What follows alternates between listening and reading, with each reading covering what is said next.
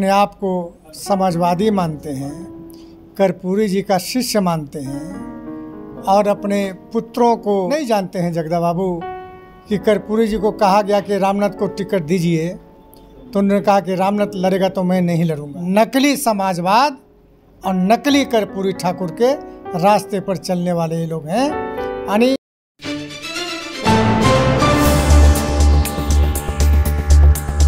बिहार में 4 सीटों पर उपचुनाव है, लेकिन 3 सीट इमामगंज, बेलागंज और रामगढ़ सीट जो है उस पर परिवारवाद को लेकर लगातार पक्ष हो या विपक्ष की तरफ से लगातार हमलावर है। क्योंकि इमामगंज में जो है केंद्रीय मंत्री की बहू दीपा संतोष मांझी को उम्मीदवार बनाया गया है और आरजेडी के 2 सीट है बेलागंज और रामगढ़ सीट पर। सर, आरजेडी की तरफ से जो है 2 सीट बेलागंज और रामगढ़ सीट पर जो है परिवारवाद को मौका दिया गया है।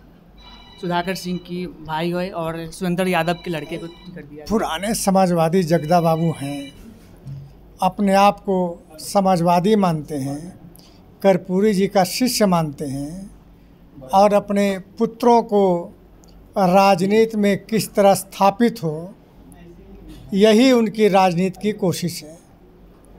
नहीं जानते हैं जगदा बाबू कि कर्पूरी जी को कहा गया कि रामनाथ को टिकट दीजिए तो उन्होंने कहा कि रामनाथ लड़ेगा तो मैं नहीं लड़ूंगा।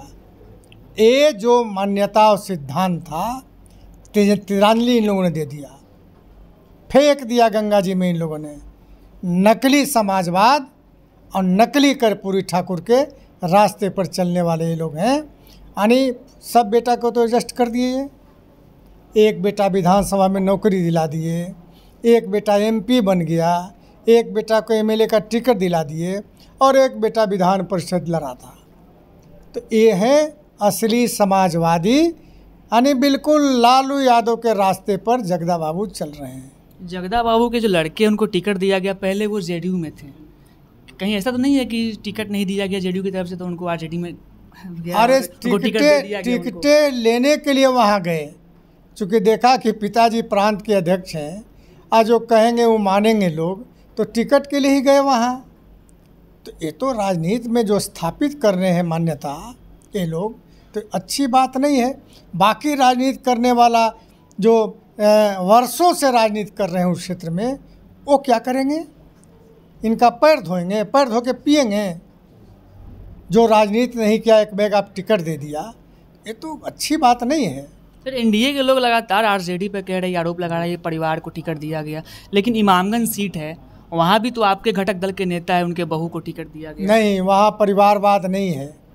जब उनकी शादी न हुई थी उसके पहले से वो राजनीति में सक्रिय थी, और सक्रिय ही नहीं थी बल्कि वो जिला परिषद के अध्यक्षा रही, जिला परिषद के सदस्य रही और राजनीति में सक्रिय रही।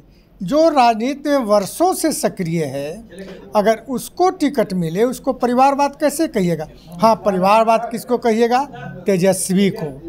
राजनीति में नहीं है, लालू जी ने एक बैग स्थापित कर दिया। परिवारवाद किसको कहिएगा? मीसा भारती को, जो संघर्ष नहीं किया, एक बैग स्थापित कर दिया। और जो छपरा से लड़ी थी, क्या नाम है उसका? रोहिणी आचार्य, कहाँ? सिंगापुर, और एक बैग स्थापित कर दिया गया। ये परिवारवाद है भाई। जो राजनीति में संघर्ष किया, राजनीति में सक्रिय रहा, उसको अगर टिकट मिलता है तो उसको कैसे आप कहिएगा परिवारवाद? वो तो शादी के पहले से सक्रिय थी।